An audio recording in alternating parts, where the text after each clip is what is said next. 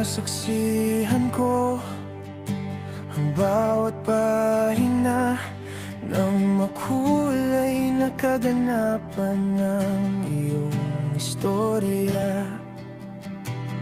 Bawat halakhak at bawat pag-iyak sa aking mga mata, lahat ay nakatatak.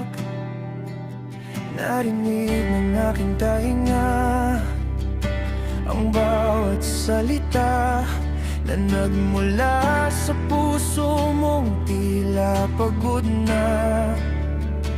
Ngunit narito na tayo sa huling pahinga. Ang ikaw at ako ay hanggang dito na lang pala. Sa susunod na kabanata, mukha mo'y di na masisilayan. Di na ako ang iyong magiging sandigan. Binuo kita, pero hindi para sa akin. Pinulot ang mga bubog kahit ako'y sugatin. Ginamit ang pangunawa bilang pandikit at sinulit sa wasak mong mundo. Pag-ibig ko ang pumatid, ngunit ngayong buo ka na. Bakit hindi ako ang pinili? Binuo kita para sa iba, habang ako ang naging sawi.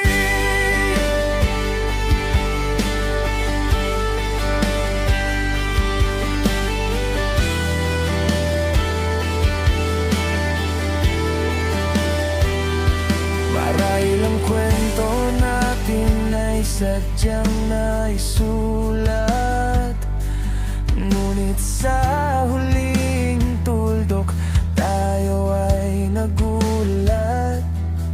Nabuo ang istorya sa panahong kailangan mo ako. Noong ang mga piraso mo ay sabog at gulo. Sa gitna ng iyong kalituhan, pinili kong manatili. Inaalalayan ka habang hinahanap ang sarili. Handa akong ialay ang puso ko, maghilom ka lang.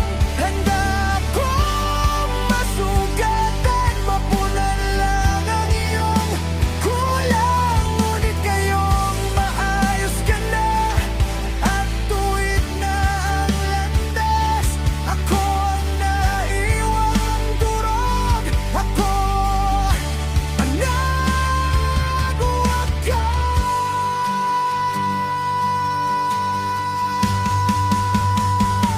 Binuo kita, pero hindi para sa akin. Pinulot ang mga bubog kahit ako'y sugatin. Ginamit ang pangunawa bilang pandikit at sinulit sa wasak mong mundo. Pag-ibig ko ang pumatid, ngunit ngayong buo ka na. Bakit hindi ako ang pinili? Binuo kita para sa iba, habang ako ang naging sawi. Hindi na ako ang makakalam ng mga kwento mo. Hindi na ako ang sumbungan ng mga sikreto mo.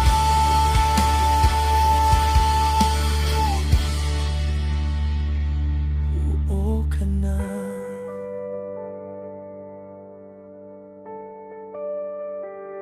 pero ako